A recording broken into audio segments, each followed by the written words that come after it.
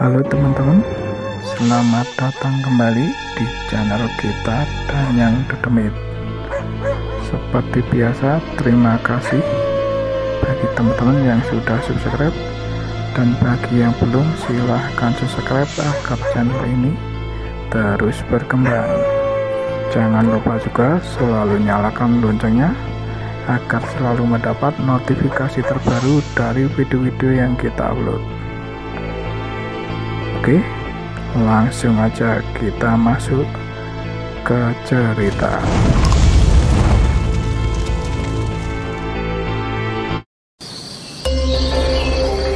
Hai, apa kabarmu? Bertemu lagi bersama saya. Saya akan mengenali sebuah kisah tentang kakekku. Kakekku adalah seorang pedagang minyak dulu ya, sebelum meninggal. Mendiang kakekku adalah seorang pedagang minyak. Dia biasa menjajakan dagangannya dengan cara keliling kampung. Banyak kok kampung yang dikelilinginya. Padahal dia berasal dari satu kota kabupaten di pegunungan, ya di sekitar arah kalau kita mau ke Yogyakarta. Kakekku dia kalau keliling menjajakan dagangannya itu selalu ditemani oleh asisten atau pembantunya. Dia bertugas memikul dagangan kakekku.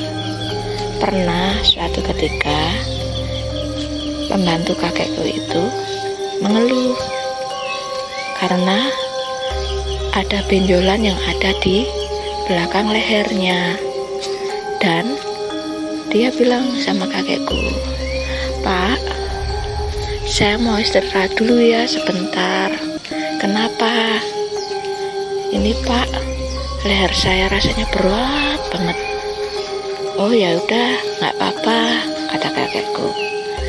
Sekarang dia duduk-duduk di sebuah warung di pinggir hutan di suatu daerah yang aku sendiri kurang paham. Lalu dia memesan minuman dan makan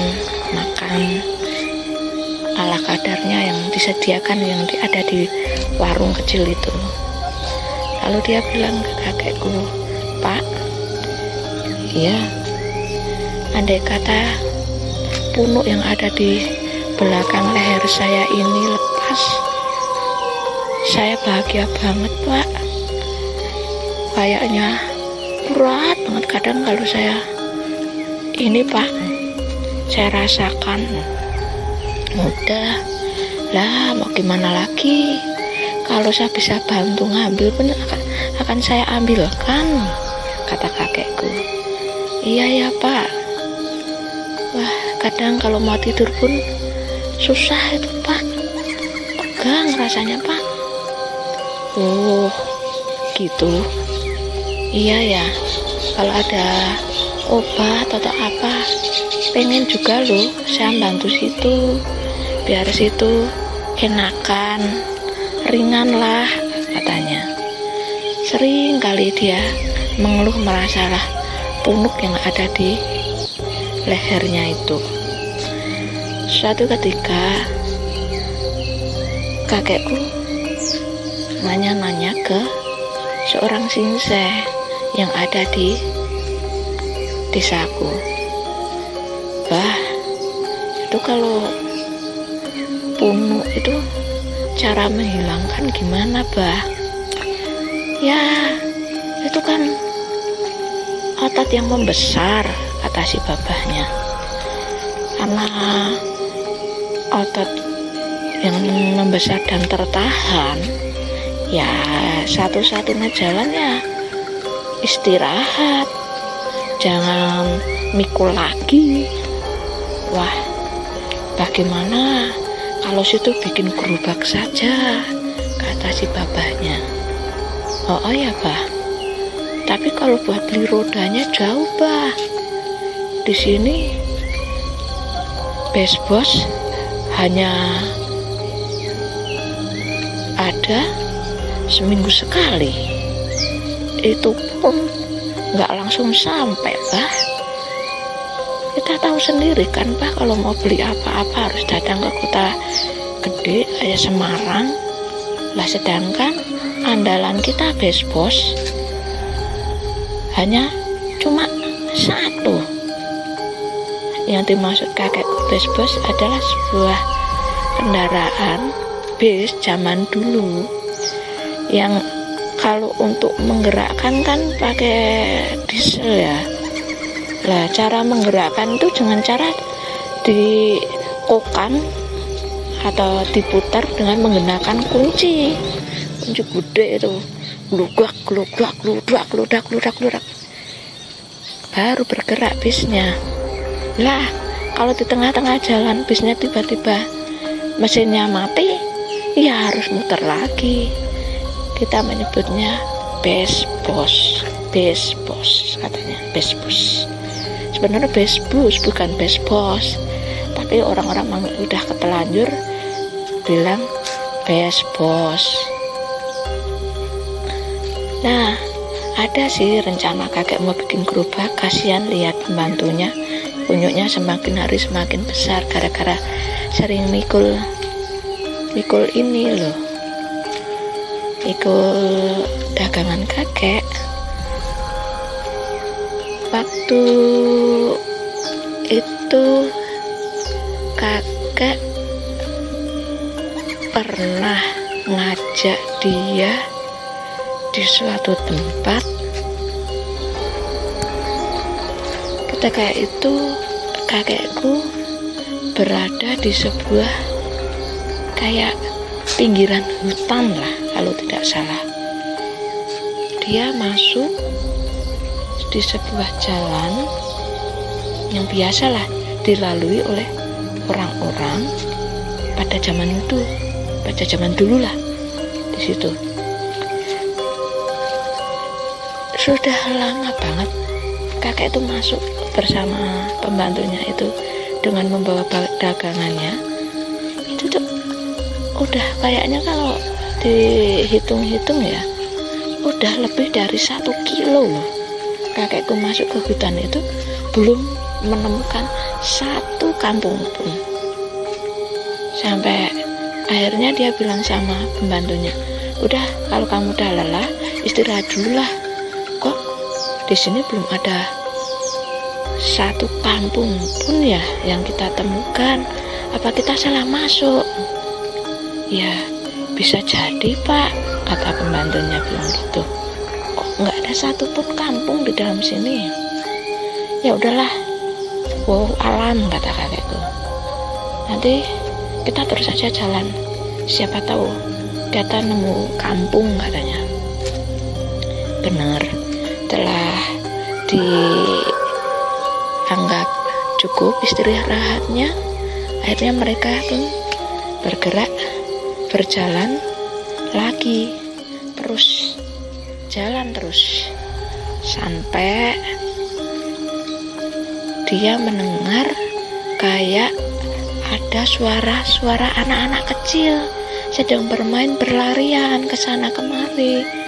Dan kakekku melihat memang benar kok suasananya kayaknya ramai banget di kampung itu.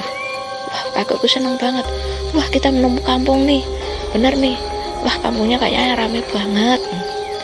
Akhirnya sambil mikul semangat, kakekku juga berjalan dengan semangat, nawarin lah di kampung itu dagangan dia. Minyak gitu. Dan ada salah seorang ibu-ibu di situ. Beli minyak, katanya. Berapa liter? Kata kakekku. 10 liter. Dikasihlah, dilayanilah sama kakekku 10 liter minyak. Lalu datang lagi yang beli lagi, beli minyak 5 liter, beli minyak 3 liter, 2 liter aja, 1 liter aja. Cuman dalam hati kakekku merasa ada sesuatu yang aneh di sini. Walaupun kampung ini ramai banget, orang-orangnya banyak banget, cuma orang-orangnya itu kesannya itu nggak ramah, nggak ada satupun kok yang senyum. Mereka menunjukkan muka orang yang nggak satupun ada yang ketawa atau bersendang gurau, itu enggak. Mereka kaku, jalan ya jalan aja, bahkan berpapasan pun mereka nggak saling sapa. Beda dengan kita, kalau udah kenal tahu sendirilah, bisa ngalor ngidul, ngetan ngulon 1 jam 2 jam kurang. Tapi di sini nggak ada yang kayak gitu. Baik bapak-bapaknya, ibu-ibunya, semuanya kayak gitu. Cuma yang terlihat agak rame, riang gitu, itu yang anak-anak. Mereka berlarian ke sana kemari. Tiba-tiba ada seorang anak kecil merengek pada bapaknya, nangis, minta dibelikan bola. Lah bapaknya nanya, mana? Di sini nggak ada yang jual bola, katanya gitu. Itu pak, itu bola pak, katanya. Hah? Kita nggak jualan bola. Kenapa anak itu nunjuk-nunjuk ke pembantu si kakek tentang bola? Ah, nggak ada yang jual bola, kata bapaknya. Itu pak, ada bola. Itu pak, kalau boleh dibeli aja. Yang mana? Itu yang ada di belakang leher orang itu kan bola pak, kata anak itu. Hah? Kan ini punuk, bukan bola. Nah, setelah itu bapaknya maju mendatangi kakekku sama pembantunya. Lah bapaknya bilang gini, pak, iya pak, boleh nggak benjolan yang ada di belakang leher bapak itu saya beli, katanya. Hah? Kakekku kaget, pembantu kakekku juga ikutan kaget. Pak, lah gimana cara ngambilnya? Umpamanya nggak dibeli, diambil kalau memang bisa aja boleh kok. Bener nih pak, boleh, monggo pak, silahkan. Ajaib, kenapa punuk yang ada di belakang pembantu kakekku bisa diambil oleh orang itu? Aneh nggak? Aneh kan? Diambil. Apa yang terjadi sama pembantu kakekku? Dia girang banget, dia senang sekali.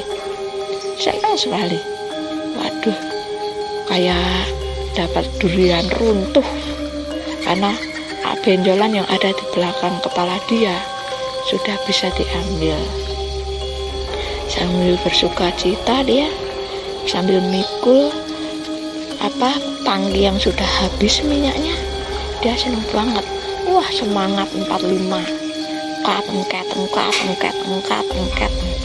Sampailah pulanglah mereka berdua kembali ke desaku maksudnya. Lalu beberapa saat kemudian kakek tidak melihat pembantunya itu sering mengeluh tentang apa yang ada di belakang lehernya. Cuma dalam hati kakekku berpikir, kok aneh ya, orang itu ngambil punuk kayak orang ngambil apa ya. Lalu si bapak-bapak itu bilang itu otot yang menegang karena sering menahan, kok ini diambil kayak apa wae. Akhirnya kakekku pun datang lagi ke bapak-bapak itu. Bah, kok kemarin itu pembantuku itu kok ada yang ngambil punuknya, bah? Ah, masa? Si babahnya kaget. Masa kok sampai segitunya? Sebegitu bener itu bisa diambil? Iya, bener Pak. Di mana itu? Alah, dulu kemarin tuh kita itu masuk ke area sebuah hutan. Ya, kita jalan tuh nggak nemu kampung-kampung, Bah. Wah, di sana begitu kita nemu kampungnya tuh rame banget, Bah. Wah, nggak laki-laki, nggak perempuan pada beli minyak kita, Bah. Anehnya, Bah, ada anak kecil menangis, ngerengek-ngerengek minta bola. Yang ditunjuk-tunjukin punuk sumpah bantuku itu. Lalu gimana setelahnya? Bapaknya datang kita, katanya mau beli apa yang ada di belakang leher pembantuku itu. Lah kita ngomong, jangankan kok dibeli, diminta pun kan kita kasihkan kan, Bah. Iya, tapi kok saya malah ngomongnya pinjem, Bah. Bilangnya pinjem sebentar, katanya gitu. Ya udah, Bah. Lah sama si dia ya langsung silahkanlah diambil, seneng dia, Bah. Bener gitu, bener hilang diambil sama orang itu buat mainan anaknya, dianggap bola sama anaknya. Itu daerah mana? Ya kurang paham saya sendiri, Bah. Waduh, bisa jadi situ lewat hutan. Iya, Bah. Oh, situ tau nggak yang akhir-akhir ini orang pada bilang apa, Bah? Tentang kampung setan. Ya baru kali ini denger, Bah. Itu pasti situ masuk kampung setan. Kampung setan. Daerah mana itu? Ya situ kan kemarin lewat hutan itu toh. Ya itu area situ. Kampung setan itu di area daerah katanya orang-orang kalau yang ini udah pernah melihat atau menemukan kampung setan itu lewat hutan itu. Oh gitu, Bah. Kok baru kali ini saya dengar ada kampung setan? Iya, pasti orangnya aneh-aneh. Iya, Bah. Orangnya tuh nggak kayak kita-kita, Bah. Orangnya itu ketemu pun nggak pernah saling sapa, Bah. Paling cuma anak-anak wae yang kelihatan bermain bersama gitu. Ya memang berisik kayak anak-anak kita biasa itu. Yang namanya anak-anak gimana, Bah? Yang ada yang teriak, ada yang menjerit, ada yang ini, ada yang itu kan. Namanya juga anak-anak. Sama kok kayak anak-anak kita, Bah.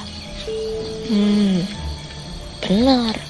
Berarti situ tuh masuk kampung setan. Di daerah hutan itu. Tapi saya masih penasaran, Bah. Ya, kalau situ masih penasaran, situ mau datang lagi ke sana. Suatu saat nanti pasti saya ke sana lagi, Bah. Ya, setelah obrolan kakekku dengan si Babah itu, akhirnya kakekku memutuskan untuk datang lagi ke kampung itu. Melalui area yang sama, melalui tempat yang sama, masuklah kakekku ke area hutan yang kemarin pernah ia datangi. Benar, di situ ia menemukan perkampungan yang ramai itu, ramai banget benar. Banyak anak kecil berlalu lalang, banyak orang-orang berjalan-jalan. Tak ada yang bawa cangkul, ada yang bawa hasil panenan, tapi cuma anehnya nggak saling sapa. Di situ juga ada warung, ada tempat penjual jajanan. Tapi jujur, kakekku dan pembantunya nggak berani masuk di salah satu warung pun di kampung itu. Cuma kakekku menjajakan minyaknya saja di situ. Tapi anehnya, uang yang dia terima ya memang benar-benar berwujud uang, bukan uang goib atau apa gitu, enggak, atau daun atau apa, enggak, berwujud uang juga, sama seperti kita. Itulah yang bikin kakekku juga terheran-heran. Nah, kembali lagi ke kisah pembantu kakekku. Dia kan bahagia tuh, sudah nggak punya punuk lagi, lehernya sudah rata. Nah, tiba-tiba datang seorang bapak-bapak dan anaknya yang kemarin mau beli bola atau punuk yang ada di belakang lehernya. Dia bilang gini, Pak, masih ingat sama saya? Katanya. Oh iya Pak, Bapak yang kemarin itu ya? Iya bener Pak. Gini Pak, saya mengembalikan bola yang dipinjam anak saya kemarin. Wah udah Pak, nggak usah dikembalikan, buat anak Bapak saja, kata kakekku. Kok dia yang punya juga seneng kok Pak. Nggak apa-apa, dia ikhlas kok kalau itunya dipinjam sama atau diambil sama anak Bapak. Enggak Pak, anak saya sudah bosen katanya, makanya saya mending kembalikan aja yang punya. Benar, bolanya itu diletakkan di belakang leher pembantu kakekku itu lagi. Apa yang terjadi? Punuk itu nempel lagi di belakang leher pembantu kakekku itu. Dan betapa kecewanya pembantu kakekku itu karena punuknya kembali. Sejak saat itulah kakekku baru sadar dan paham benar tentang adanya kampung setan yang ada di sebuah area hutan di seputaran daerah Jawa Tengah ini. Saya yakin kok di tempat lain juga ada mungkin kampung-kampung setan yang menjadi mitos atau kepercayaan orang-orang yang ada di kampung atau seluruh Indonesia lah, mungkin ada yang kepercayaan tentang tempat-tempat aneh seperti kampung setan ini. Terima kasih atas perhatian kalian dan telah mau mendengarkan cerita saya. Wassalamualaikum warahmatullahi wabarakatuh. Bye-bye.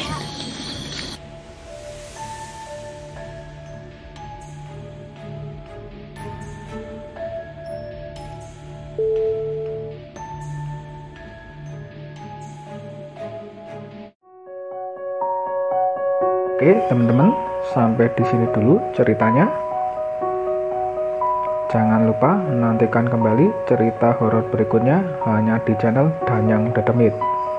Jangan lupa bagi yang sudah subscribe selalu nyalakan lonceng notifikasinya agar selalu mendapat info video-video terbaru yang kita upload.